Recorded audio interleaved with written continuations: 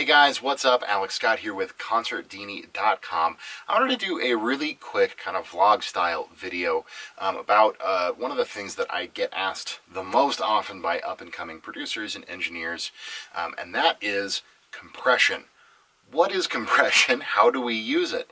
It's something that I feel like a lot of, again, beginning engineers, people who are kind of new to working with audio, and even people outside of music production, people who do like video or anything like that. Anytime you're working with audio, especially in a DAW or editing kind of environment, compression is one of the most basic and ubiquitous tools that we use when working with audio.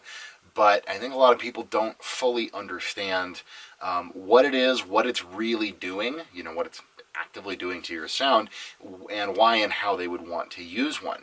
So I just want to take a couple of minutes to give you guys a couple of quick tips and tricks and kind of an overview of how I think about compression, and hopefully you can take some of this information and apply it to your own projects. So when I was very first starting out, I had these same kind of questions. It's a little bit hard when if you get a DAW, let's say you're brand new to making beats or whatever, and you get Fruity Loops or Ableton or something like that, and you open it up and you start to look around, and you may have heard of compressors before. Maybe you're reading an article and it says, oh, well, you should use an LA2A compressor or an 1176 compressor or a FET or whatever. It's very easy to look at that and go, well, that sounds cool. What is it? And so you go in your program and you find a compressor and open it up, and you have threshold, attack, and release, and makeup gain, and all these technical sounding terms, and you go, okay, well, all right, apparently I'm supposed to use this. And I've met so many guys who end up just using presets all day, or, they don't really get to know the tool because it is a little bit, distant and removed. So I really wish, again, when I started out and had some of these questions, I wish someone had just sat down and told me what a compressor is, because what it actually is very, very simple. A compressor takes loud things in your signal and makes them quieter. When something gets too loud, the compressor comes in and turns it down. It's like a little volume robot.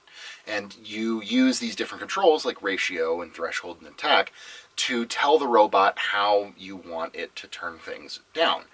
Compressors also kind of turn quiet things up by way of, they basically just level the dynamic range of the signal that you put into them. Now, they can do other things, and they can have other effects and be used almost like a special effect, like you would use distortion or something like that. But the main thing that you want to use a compressor for, and the main reason they were even designed in the first place, is to level out the dynamic of a signal. Take the loud parts of a signal and make them quieter, louden up, or raise the volume of the quieter parts, and leave you with a very usable, even volume in your signal.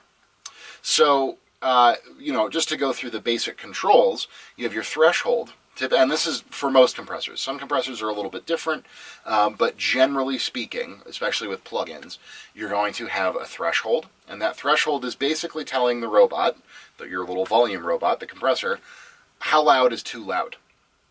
So if you set your threshold to whatever, -4, you don't even need to worry about the number itself. You're just basically saying, okay, here's our threshold, and here's our sound. And once it gets to here and goes above that, that's now too loud. Robot, turn it down. When you see it go above that, start turning it down. Robot goes, okay. Now, ratio is telling it how much you want it to turn down by once it goes over that threshold. So again, here's your threshold. You've set it here. You've got your sound, and then suddenly it goes above. Well, if you have a 2-to-1 ratio, the robot looks at that distance and says, okay, it went, 6 dB over. So it'll turn it down by 3 dB. 2-to-1, right? You started with 6, now you're at 3. As opposed to a 6-to-1 ratio, let's say it goes 6 dB over, it'll turn it down to just 1 dB above your threshold. So it's a more aggressive compression setting.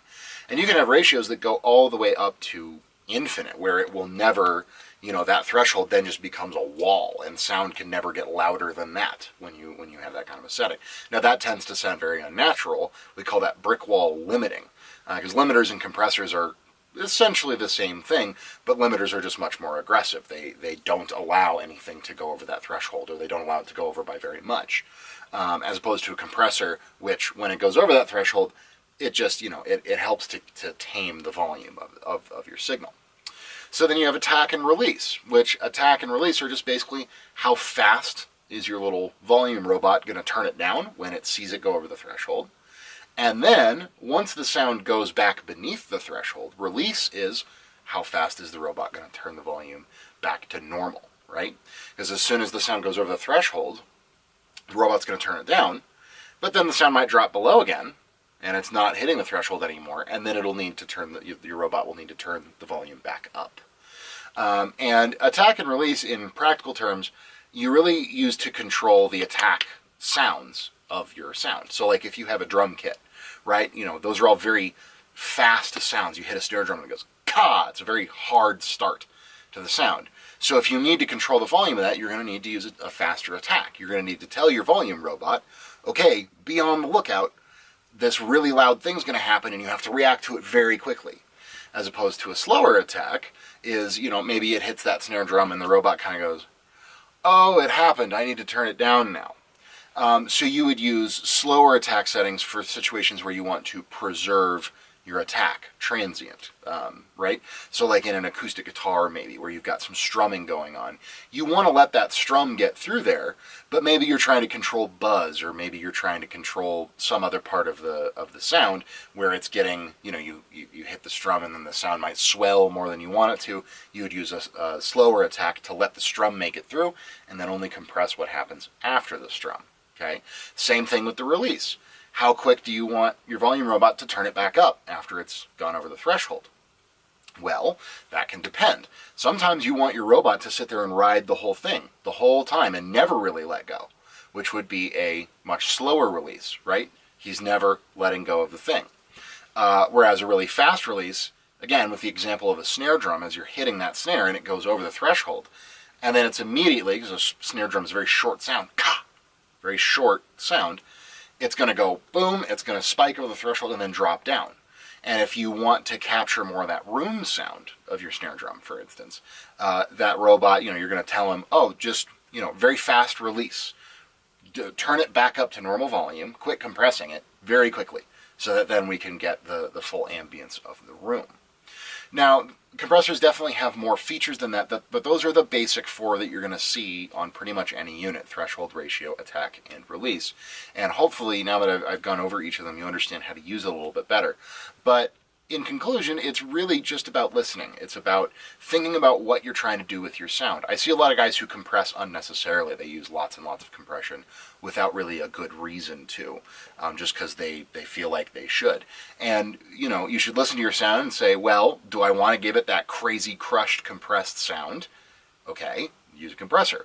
Or if it's like a vocal performance or something and you have a lot of dynamic range in your signal, very quiet to very loud, and you need to even that out, then you'll want to use a compressor as well. So that's kind of a basic introduction to compressors. But what do you guys think? How do you guys like to think about or use compressors? We'd love to hear your opinions or thoughts in the comments down below. Again, my name is Alex Scott with Consordini.com. Thank you guys so much for watching. I hope you found this video helpful, and we will see you in the next one.